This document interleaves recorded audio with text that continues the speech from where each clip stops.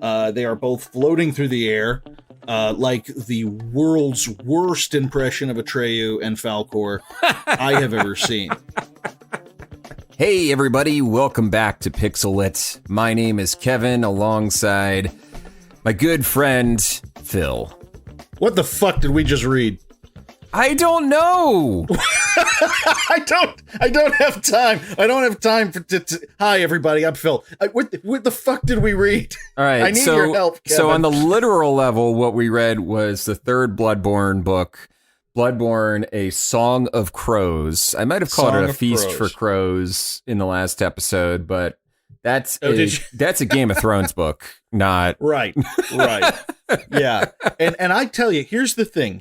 Now, you know more than I do, so I was reading this at home, going, all right, Kevin is going to need to help me here. And I tell you, I think the thing that I pointed out with the last book, volume 2, was that whereas the first one had more of an action-y, it felt more like the video game. The second one, bravely in my mind, took a turn to be a more quiet, personal sort of story, that was just set in that world. The kind of story you couldn't get out of the video game. Not really, which is fantastic. And now with this, we've gone even further down that line. It is such a personal story as to be like, it's the rantings of a madman is the only thing I can really describe this. There's Sure. very little monsterage. They went full Lovecraft on this. There is, I would say, zero real monsterness in it. Well, you got the one little centipede gentleman dude. Yes, but that's actually, so here's the thing.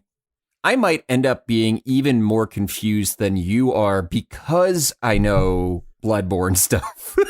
Okay, so because you have some context, it actually makes it tougher. You think it might make it tougher for you to interpret this? Yes, because the character that we're following is a character called Eileen the Crow. Mm-hmm. And her job in the Bloodborne context of the Bloodborne universe is she is a group of hunters that hunts hunters. Her entire job is to kill hunters who are about to flip over to the beastly side or have kind of gone mad. That's her shtick. Okay, so Eileen the Crow is the one who watches the Watchmen. She is the one who watches the Watchmen. Yes. Okay. I picked up a little bit on that. There's that kind of mournful Undertaker kind of vibe, sure, to Eileen, and it's very, very weird. And I guess this feels based on that. This feels like the story of Eileen kind of unwinding a bit, and not in a good way. Like something in the brain is going bye here. Yeah, I'm not sure when this, and to basically repeat a motif that happens throughout this book, I don't know when this is. Right. And spoiler alert, neither does Eileen. No. So in the first issue, and it's almost tough to differentiate these between issues because the previous two books are very clearly character arcs. Each issue kind of tells a different part of the story. But in this one, it's pretty much mashed into one juicy pulp.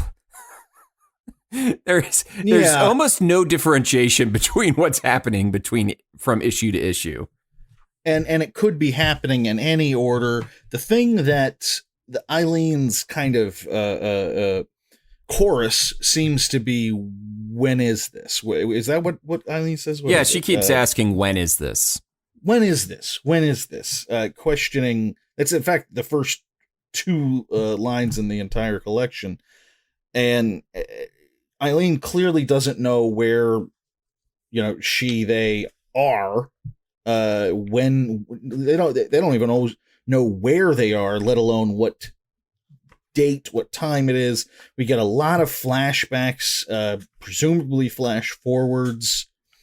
Right. And the funny thing is if you think as the reader that it's screwing with you, it appears to be screwing with Eileen the Crow even worse. Yes, because she can't tell her story in any reasonable way. No. So one of the earliest images that we get is her basically doing what you would expect somebody with a plague doctor mask to be doing, which is tending to the corpses, right? Yes. A big damn, it looks like a stream of corpses, literally this long drawn trench filled with dozens, if not hundreds of dead bodies. She has taken it upon herself to basically bury the dead because nobody else will. Right. Just these villages worth of dead, and just Eileen with her shovel, which that is a lot of work, Eileen, and good for you. Good for you. That is a lot of work. Yeah. So I don't even really know how to approach it because the story is not linear. So there's really not much of a reason to talk about it. Right. Linearly. It's very difficult. Yeah. So here's this one the is thing, tough. Yeah. It almost seemed like it was going to transition into a mystery, like a murder mystery. And I got really excited for a moment. I got super excited. I genuinely thought that's where it was going too. Yeah. And then it did not. No. It was a mystery in many ways, but perhaps not a murder mystery. Yeah, basically early on, what Eileen tends to is the murder of a hunter who has been killed in a very ritualistic fashion.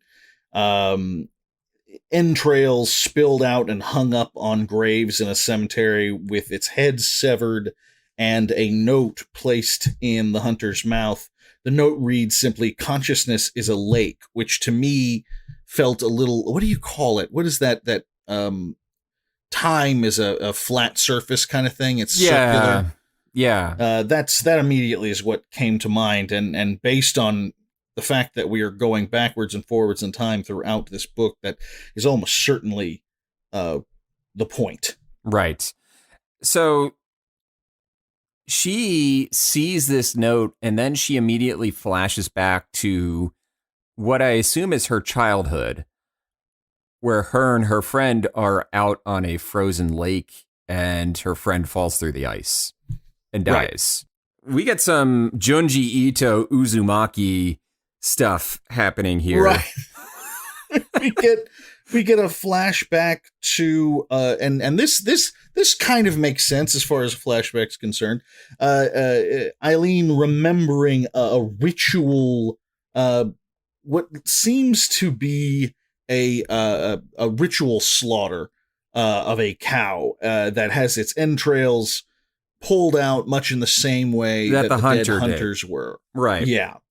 And describes herself taking part in the whole thing. Refers to as we were doing this, and it starts cutting back and forth between her friend who has fallen through the ice, the childhood friend, and a member of the party that is circling the dead cow with a torch and a mask on and that sort of thing, taking part in the ritual. Presumably these are the same people. That what I took from it was that Eileen saved this childhood friend, and this childhood friend grew with her to take part in these ritual sacrifices, basically slaughtering the fatted calf, basically. Yeah, I guess that's as good a interpretation as any. It was all I got. It's all I got. There's a lot of brief words. There's a lot of brief images. And then we're in issue number 2, which starts with Eileen dreaming of herself and what seems to be her decaying matter dripping onto herself as another version of herself floats above her. Yes. Is that what you got from that? Yeah. It was really interesting because in the previous issue at the very end, she describes, hold on, I'm going to find it because it's really, really strange. That time it literally says here, time is water. It drowns the rats inside of me and the dead bodies rise up my throat. And she vomits in the street. Basically seems to be putting together the notions of this person who she presumably saved, who should be dead. She said she saw him die, but seems to be alive for some reason. And now she's having this vision of herself. Yeah, the with maggots vomit, crawling out of her eyes, or vomit, maggots, something raining down on her, and then she wakes up. Yeah. And it has one of my favorite quotes in this entire series, by the way. It's some serious grotesquerie. The meat is steered by thousands of small, enthusiastic puppeteers, talking about the movement of rotting flesh with maggots writhing through it. And it's like, holy fucking shit. That is horrifying and good. There's some weird little lines in this that I enjoyed when we got the neat little morsels of. Mm-hmm. My concern was that there are way too few and far between. Yeah. The writer, we're getting to it, but the writer makes some choices here when we get into the third issue of this particular volume that I wasn't so sure about. Brave choices, brave to be certain. Well, yeah, because we get more. I don't know if they worked. We get more flashbacks, more visuals, and eventually Eileen comes face to face with somebody who wears a mask on their face, much like she does. Mm-hmm. And she shows. Actually, he has the head somehow. The head of the hunter. That I guess it's the same head of the hunter. I don't know. The head has the symbol on it that she remembers from her childhood with the ritual. And then they fight. Yeah, and then they get down to fighting. They get down to fighting. There's more flashbacks during the fight. Eileen seems to be fighting to kill. The other guy just seems to be fighting to fight and just knocks Eileen out and leaves her in the snow and leaves. Right. Yeah, just isn't even armed, by the way. Isn't even armed, no. Eileen's got a couple of nasty looking heavy metal daggers, and he's just punching her, and leaves her in the snow. Presumably, this person is someone from her past, and presumably, yeah. I think so. Here was my read on it so far. And it's as valid as literally any other read, is that the kid that falls through the ice died. Right. The kid fell through the ice, died. That was her childhood friend. But now she thinks her friend is actually still alive and that the guy with the mask on is the childhood friend. Right. And before the fight, we do get this dream sequence vision of Eileen as still a child, but presumably a little older than when her friend fell through the ice, hunting deer, and fires an arrow through the deer that goes through its neck. But the deer doesn't run, it doesn't fall or anything. Its head is now replaced with the face of the boy who fell through the ice. And there's a lot of questions of guilt there. Something to do with this boy, this childhood death, leading her on her current path in a way. If it's true what you say, now this is just the writer in me spitballing here, but if it's true what you say that Eileen has taken upon herself the role of, cleansing the dead, basically, Right. She doesn't let anyone, basically besmirch the idea of being a hunter by going mad or something along those lines. That it's and we've also opened with her burying the dead rather than see them just rot in the streets. There's something about this friend of hers who fell through the ice, if you're right, and that child did die, that this is a time that she couldn't retrieve the body, she couldn't help, she couldn't save the child, and basically from then on used that as a mission to tend to the dead, basically, so that they wouldn't suffer the same indignities that her friend did. Right. But again, that's just me spitballing here. Yeah. So we get so just as a little background, and this is the part where I guess the Bloodborne knowing helps. She arrives at a building. The building is called Bergenworth, and Bergenworth was where the study of blood, the old blood, first really took place. Okay. So is this a church building or? No. This is not a church building. This is basically a college. It's a university. It's a school. Okay. It's the School of Mensis. I believe it's the School of Mensis in Bergenworth College or something like that. Anyway, she's at Bergenworth. The creature that she keeps seeing with the many eyes is a creature called Rom, the vacuous spider. Rom they always had good damn names in these things, don't they?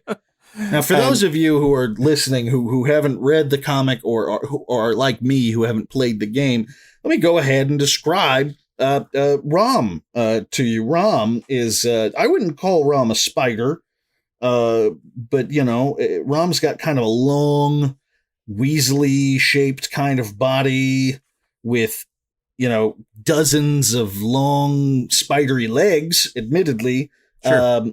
A fuzzy top or a snow-covered top, it's kind of hard to say, and a head with one gaping razor-fanged mouth and just dozens of black eyes, like a spider's eyes. So there are admittedly spider-ish qualities, yeah. Yeah, spider parallel, spider proximate, Rom at one point was a person, and he was granted eyes by the old gods.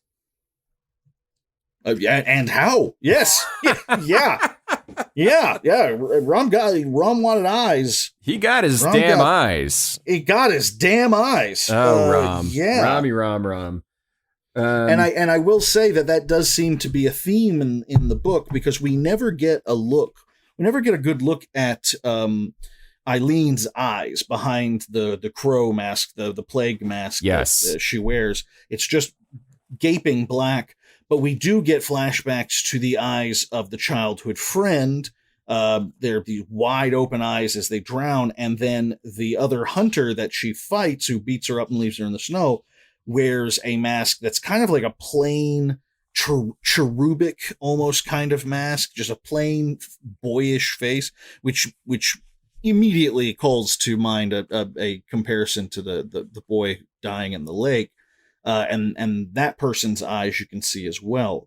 But and then of course we've got Rom here with many super eyes, many eyes, too many eyes. I'll say that. I will go out on a limb here and suggest that maybe I can't speak for the old gods. I don't claim to know their business. The less said about them, the better. They often have a lot of eyes. Yeah, they do. And this one is this sucker's no exception. And it is it walking out on the ocean? Sort of. Yeah, so in the game, to get to Rom, you actually have to jump into the lake. And when you do so, you fall through it and into basically another dimension where you are now standing upon water in the midst of it's water in literally every direction. And as far as you can see, it is just kind of this whitish fog off in the distance. and it extends infinitely in each direction. And the only so you're thing in this kind there, of otherworldly open you're in water, this, basically. Yep, you're basically in this otherworldly open water, and the only thing there is you and Rom. Oh, wow. And you have to fight Rom, I assume. Yes, you have to fight and kill Rom and Rom's little spider babies. I don't think we meet Rom's spider babies. We don't meet Rom's spider babies, but let me tell you, they are annoying because they're mostly just a nuisance, except one attack they have is an instant kill. Oh, God. And it looks only slightly different than all their other attacks. Jesus Christ. Yeah. This brings me again to what is so interesting about these graphic novels for Bloodborne, because the game that From Software made with Bloodborne is a combat game, period. There's no getting around it. There is lots of interesting lore that you can dig up if you're looking for it. But this is a fighting game. This is an action game. Yeah, it's an action RPG. Right. But these graphic novels have basically taken this world and these creatures and that sort of thing.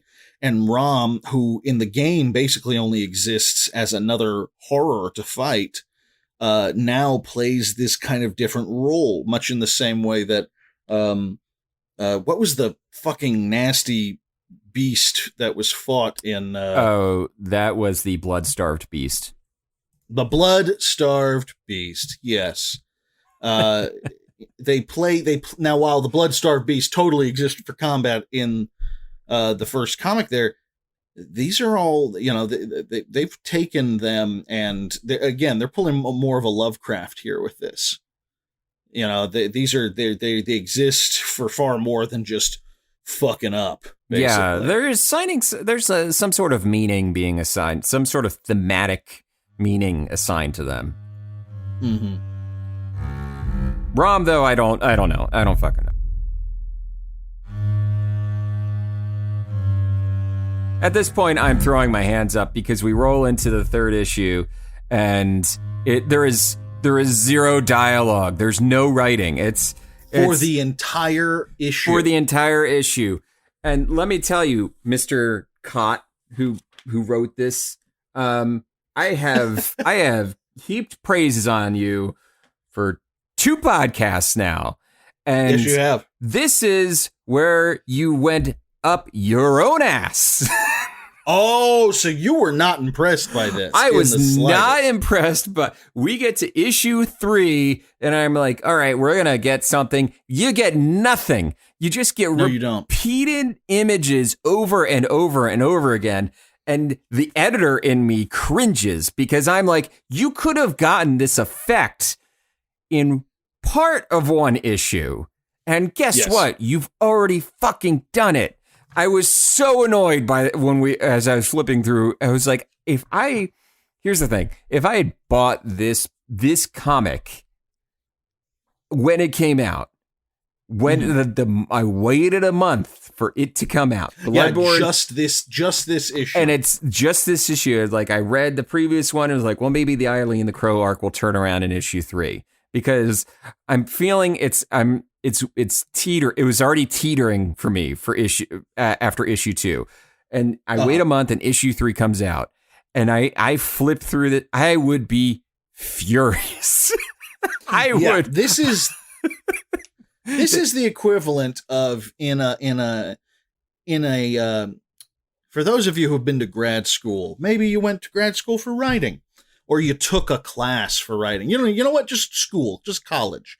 And there was always, there were plenty of people in the class. You're writing a novel or a short story or something.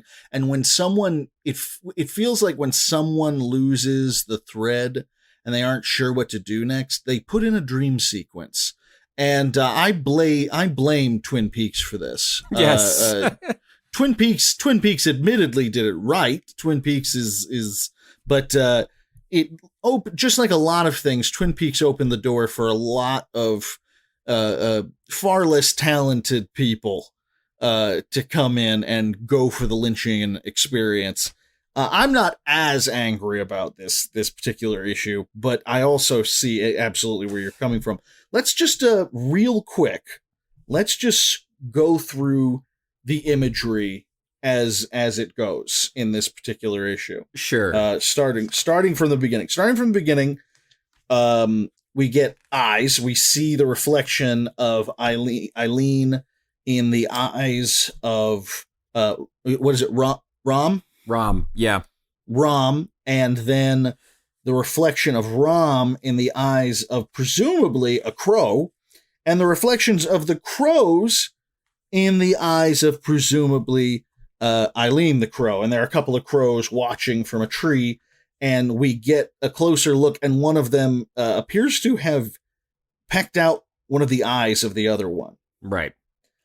And this is where I'm glad that you said what you said, where you explained Rom to me, because then we see Eileen the crow floating in the waters of this lake, and we get shots of the what was the name of the building? It's called school? Bergenworth. Bergenworth. We see Bergenworth and its giant dock or pier, that's built into it that goes out to the lake. And the moon has split open in a very Georgia O'Keeffe kind of way, if you know what I'm saying. It's a lot of spheres splitting open. The moon over the lake. Beautiful shots. The artist remains. I think we can both agree that even if this is a bit obtuse, the artist. So yeah, my criticism of this issue is not for the artist ears. The artist did an amazing job. My criticism. Great, yeah. It remains completely leveled at the writer, Alez Cott, who outlined, I would assume outlined this arc. Right. Now it would be kind of hilarious depending on the kind of writer he was, that because writers, we know writers. We know all sorts of writers, yes, and we know what kind of people are attracted to that lifestyle, and I can imagine like them being overdue, like it's due to the publisher now, but the writer cannot get off the bottle and has been drunk for 5 weeks straight, and the artist is just like, fuck it, I'm gonna put some shit together, man. We're getting a dream sequence. Dream sequence. Here we go. Yep. And Eileen the crow removes her mask to reveal that she's got another mask identical to the one she took off underneath. Which is also, I don't know, I feel like David Lynch has done that before too.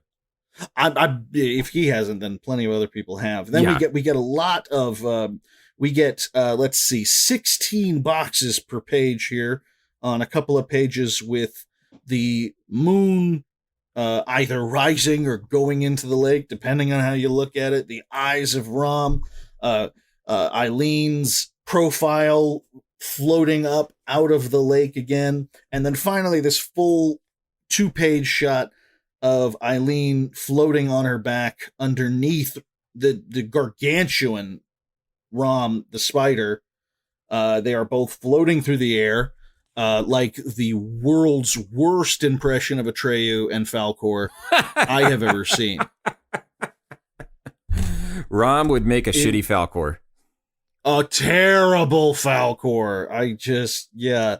I don't think Rom would know how to pronounce Atreyu's name. It'd probably be more something like, that would be. It's the best poor Rom can manage. It's a great shot. And there they are flying in the air. And then we get another quick succession of boxes, the eyes of Rom, and then Eileen slowly floating back down into the lake, where she stands, like you said, happens in the game, standing on the lake, now as an adult, standing in front of her childhood friend. Yep. Who is a child, as the title suggests. Yes. And then the child runs away, and then she watches the child run, and then she turns around again, and there's Rom floating like a cloud in front of her. Yeah, just hanging. Just hanging out. What's up? I'm Rom. I hang out with the old guys. I don't mean to brag. And then she walks back to Bergenworth after having a brief flashback to the the ceremony from when she was a child. And this is the part that does indeed piss me off, though. So, Kevin, do you want to tell our audience what the final sentence is, what the final page of this fucking the final page is? Is all black, and it's just the text, "You are granted eyes." Fuck you. Fuck you. Like, we get it. We get it. Your metaphor is sound. It is not just sound.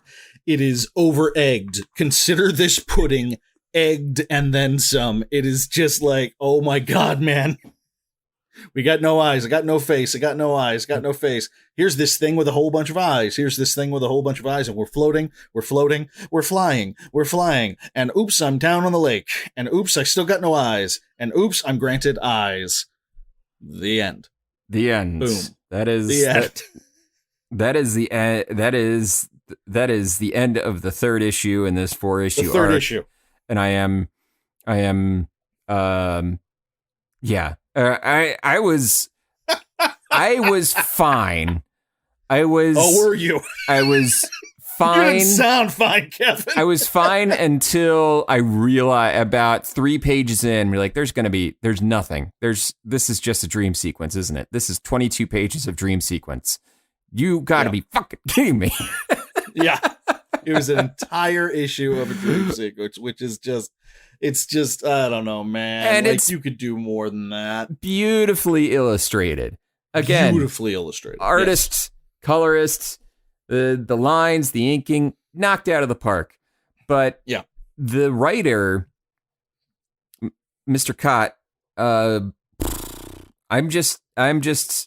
I loved the first 2 books.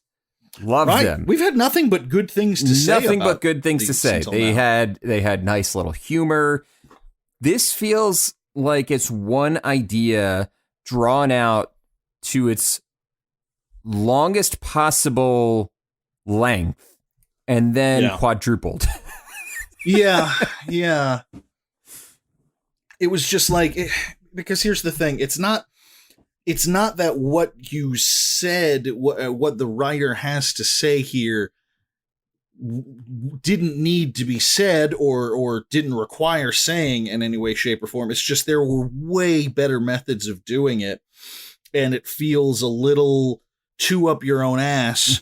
Yes, when you do it this way.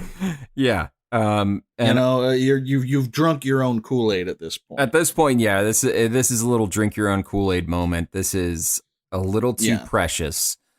And I personally would have loved if maybe we spend the first issue establishing Eileen's having a little bit of trouble remembering things in the order that they happened. Right. This turns into a true murder mystery. That would have been way more interesting. It actually would have been very interesting in the vein of True Detective. If you remember, you saw the first season of True Detective, right? I did. Yeah, absolutely. Basically, Matthew McConaughey's character has trouble remembering things or perceiving time kind of in the proper order, right? Right. And that's where his line, "Time is a flat circle," comes from. So they did say that in there. Fuck, I forgot about that. Yeah, that was he's in the car and he says something like "time is a flat circle." But yeah, so and True Detective, it's a story told mostly out of order until it gets towards the end where things kind of start falling into place.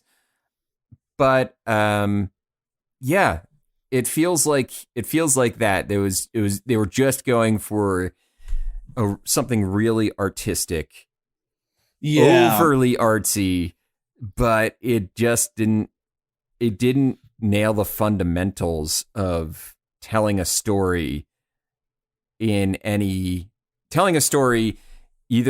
through plot or character or thematically. I don't think it really nails it on any level. No, this one. Whereas, we've still got an issue. There's to go. Still an issue to go, but there's still an issue to go. But right now, I will just say that what seems to have happened is the first volume, the first storyline, because they're all self-contained storylines, which I still think is a great idea. Yeah. The first volume is a little more grounded. It still has the strange fourth wall breaking sort of thing, the existential angst, all of that stuff. But when you get down to it, it's a really deep sword and sorcery kind of thing. Yeah. You know, when you get down to it, what is happening is we are running from a big goddamn monster, and eventually we're going to have a throwdown with this thing. All along the way, we're getting angsty. The hunter has his MacGuffin that he is carrying across the wastelands of Yharnam, and there's a monster on their tail. There's a dragon following them. That's pretty much like you said, sword and sorcery. Yeah, Grendel's mother is coming after them, and they got to be ready. That's all. And you get some cool set pieces, and it made me think a lot of Robert E. Howard or Conan the Barbarian. Oh, okay. Yeah. If anybody here likes the idea of just good old-fashioned sword and sorcery pulp, and you haven't read any Robert E. Howard, do yourself a favor. It's really solid. It's not without its problems. Those old pulp writers always are, but at least this guy never tried to start his own goddamn religion. So at least there's that. But in any case, it starts out with that. The second volume is a more personal story, and it gets a little more ethereal, a little more thoughtful and personal, and tragic, that sort of thing. There's no real splatterhouse combat to speak of, and like it's in the first one. It's also a little bit more of, it has more plot. The second one the second volume has a lot more plot than the first one does. Yeah. And then with this one, it feels like we've gotten completely out of it, and it's just become there isn't much in the way of plot at all. It's a very introspective character piece, which has its place, which can be very, very good. But I think part of the reason that it's disappointing, beyond it being a little overwrought, let's be honest, it's a little too, I don't know. I feel real bad. I can't speak for this writer, but it feels like a little too, I'm clapping myself on the back here as I write this. This is the Obama. This is like the Obama medal meme of Obama giving himself a medal. Mm-hmm. Right, and I think it's extra frustrating because, as Kevin pointed out, it started to feel like we were getting kind of a murder mystery thing, which is super appropriate for the character, right? And could be a really interesting turn. Warhammer, I'm bringing up Warhammer for the 1,000th time in my life.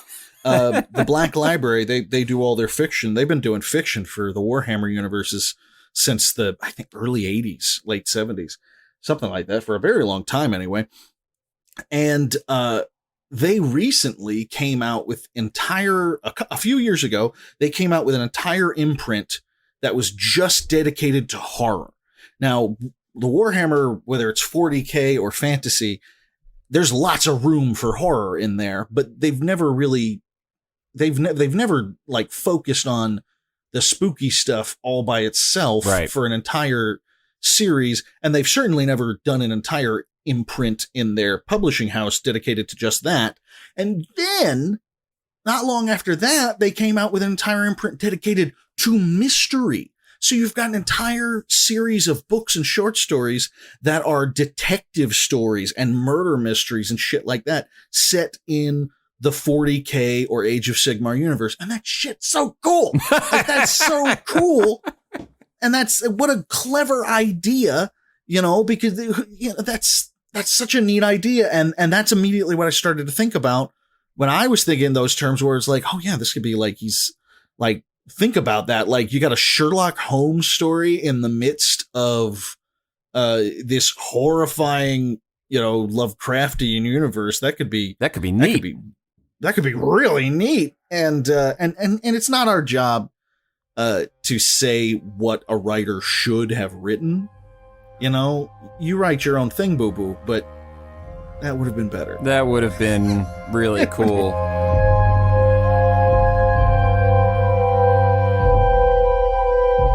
With our tremendous disappointment, we move on. Yeah, with all that in mind. With all that in mind, we move on to issue 4. Yes. Which starts again with a phrase that I have started to shudder at when I see it in this book. Sure.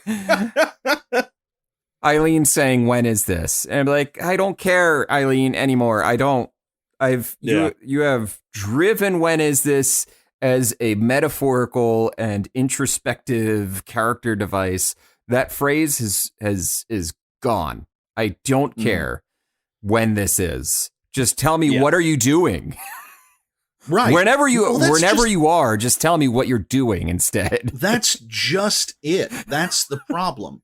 You know, it's like, it'd be one thing if Eileen the Crow was a character that was super well fleshed out in the video game. Sure. But I've never played this game, but I know that she wasn't well fleshed out just in the video game, not in any easy sense of the word.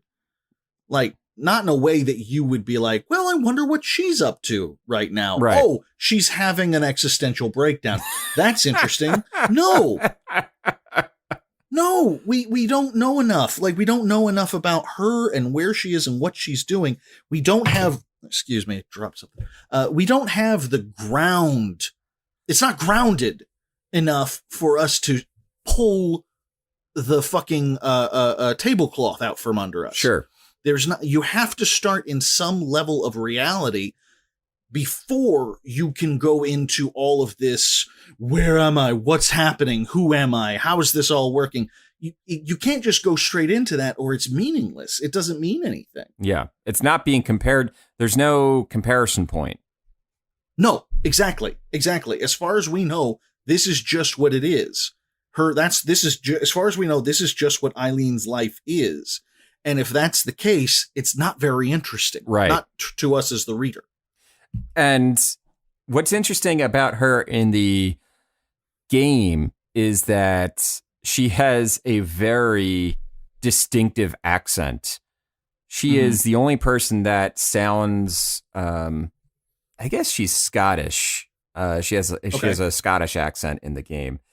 And one of her trademark things that she says to you is, "A hunter must hunt."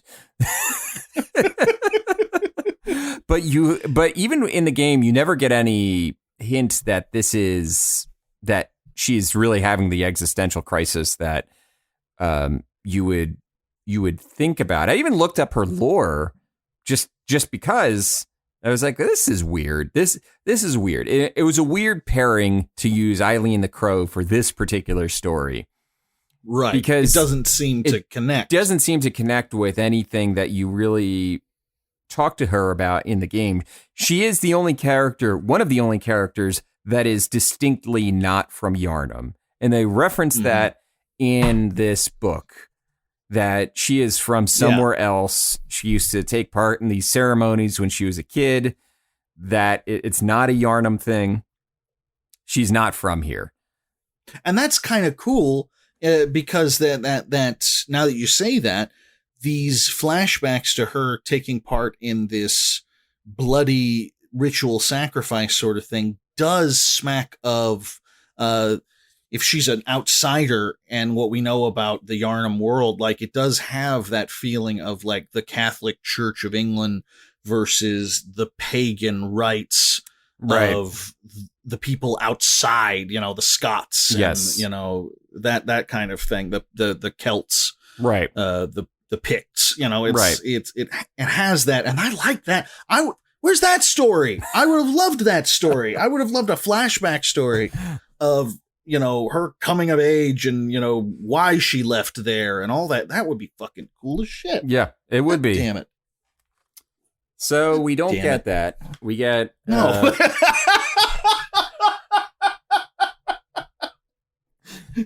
No, we don't. I suppose we don't.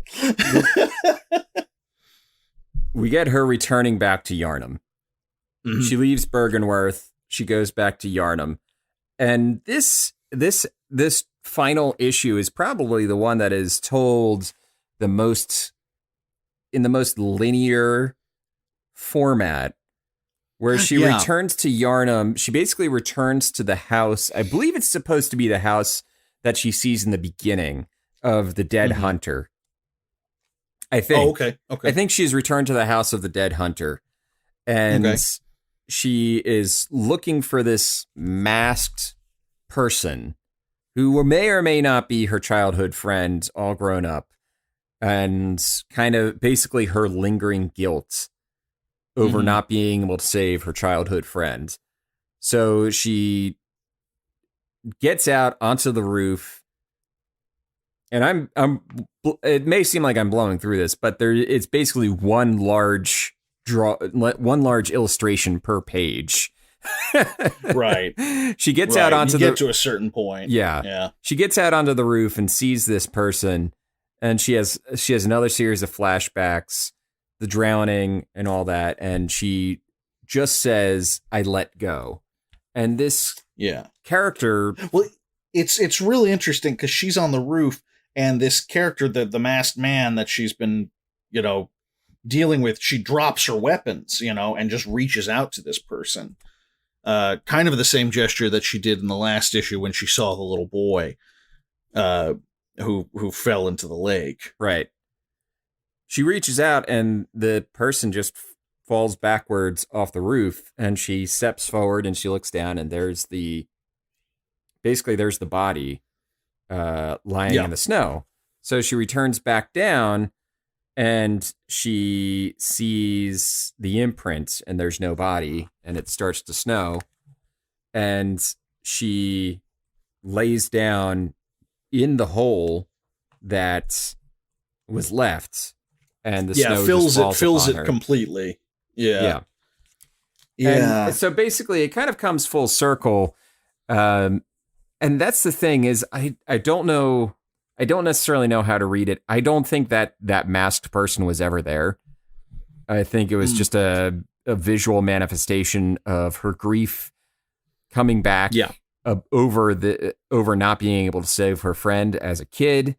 And the imprint on the ground, the reason why there is no footsteps around it is because she actually threw herself off the building. Out of her own grief, and is laying there in the snow. And clearly it didn't kill her, because I'm assuming this is before the events of the game, as with everything else. It does. There is kind of the final panel is her on her back being covered in snow, and there's kind of a splash of blood or something like that. But yeah, it's not clear. It's not totally clear. But it also doesn't seem like what was it? A 2-story drop? I don't think that's killing these hunters. I don't, unless that was a much taller building than it seemed to be. And I really think it was like 2 stories tall. I think that was it. Yeah. And I actually didn't notice that the first time. Is there is a little bit of a pool of blood underneath her. Which kind of does lead credence to the idea that there was never any person. She threw herself off the building. Right. And I happen to agree. I think you're right. I think, because there is a line when she sees him first in this final issue, she sees him in the house. And it's a pretty good line. It's a hole in the shape of grief. And so, I think that does suggest that, just as you say, that he's some sort of manifestation of old errors and old grief, and the things that we can't let go of, which is a very worthwhile thing to tell a story about. But my grief against this particular storyline still stands. Yeah, no, I agree. I think this could have been told in a much more focused way, or there could have been more interesting through lines. I think it was bold to kind of decide to experiment with this particular idea over the course of 4 issues of a comic. I just don't necessarily agree with the approach, or the fact that it was stretched out for so long. Yeah, I will absolutely give credit to the writer in terms of you made a choice, you tried something different. That's always worth doing, especially when you've got two storylines already under your belt here with this series. And so you're on your third one, things are going well. So it's like, okay, let's try something out, and it's a good thing to try something out. But the problem with this one is that it was all one note. It was all the surreal and all the weird, and it wasn't grounded in anything. It didn't give us. I'll tell you what. Me and the fiance went to a movie this past weekend. We went to see Zola. Do you know what I'm talking about? Yeah. I know of the story. Yeah. Yeah. First and foremost, go see Zola. It was fucking excellent. It was super weird. It was very surreal. It dealt with the notions of, the what do you call it? The untrustworthy narrator, and he said, she says, and just surreal everything. But it had all these bizarre moments that made you go, because for those of you who don't know, it's a movie that's based on a 148 long Twitter thread. And so it's like, there are going to be a lot of moments in something like that where you go, what the fuck? That couldn't have happened. And there are plenty of moments in there like that. You question, the story they're telling you and the visuals they're giving you all the time. But it's still grounded in a real world with people that you believe that you have some sort, you yourself as the reader have something that you can compare it to, right, that you can relate with, that you can believe. Now, do we as readers of Bloodborne, of all things, are we going to have a whole shit ton of things in common with these people? No, but that's not what I'm talking about. No. It's about giving us some level of reality to work with first before everything goes off the hinges, before everything goes off the rails. Even Fear and Loathing in Las Vegas pulled that off. Like this can be done. You can have your surrealist bombshell storyline, but it still needed where he fucked up is that it wasn't grounded in anything to begin with. We were on a cloud to begin with. Yep. I agree. So I think it's disappointing, but I will say we've built up a lot of goodwill with these storylines so far that I'm still looking forward to the next one. I'm still looking. The next one is the Veil Torn Asunder, I believe. Yes. Yeah. And Veils. And this is the final one. Final one. Wow. We are just tearing through these Bloodborne books, but yeah. It's funny. Bloodborne, I feel like it's such a rich little world that it seems like there could be more. There could be more to it. There could be. Yeah. When you talk about Warhammer 40K and how basically you could spend your entire life just reading Warhammer stuff. There's so and there much have been times that I've considered it. There is so much Warhammer stuff from the indie games and video games, and there's the tabletop stuff. There are the novels. There's everything. Yep. You could there's audio dramas. They've got everything. You could just do Warhammer, and that is pretty fascinating. And I feel like there's other properties that occasionally could benefit from. I know it's almost overly capitalistic, and I don't like it in that sense. It's like oh, profit. We could mine this thing dry, and sure, I don't think I'm not trying to think of it like that, and I'm thinking of it more like, hey, it would be cool just to have more stuff in this universe. There's something to be said for a universe that you can get lost in. Yes. Five Nights at Freddy's proved that. Yeah, and Five Nights at Freddy's is about animatronics stuffed with the dead bodies of kids. Right. And on its face, just a little scare game. That's all there is to it. But there is so much lore filled into that thing that people like. That's their whole thing. I've got friends who are not gamers but love the Matt Pat videos when he comes out with a lore. They know them backwards and forwards. They know it all by heart, and they've never even played a Five Nights at Freddy's game. They just love that fucking universe and all the mystery behind it and stuff. And I think you're right. Bloodborne has a lot of room for that. And all that FNAF money being funneled right into your least favorite Republican senators. Hey-o. Hey! See, we can still be topical. Uh-huh. We know what we're doing. That wraps it up for this evening. Thank you all for listening. If you want more from us, please go ahead and leave a 5-star rating if you're listening on Apple Podcasts, or whatever rating if you're listening on another platform that gives ratings. I don't think almost any of them do, but who knows? Leave a 5-star rating if you're on Apple. Follow us on Twitter at PixelLitPod, and that about does it. Thank you so much for listening.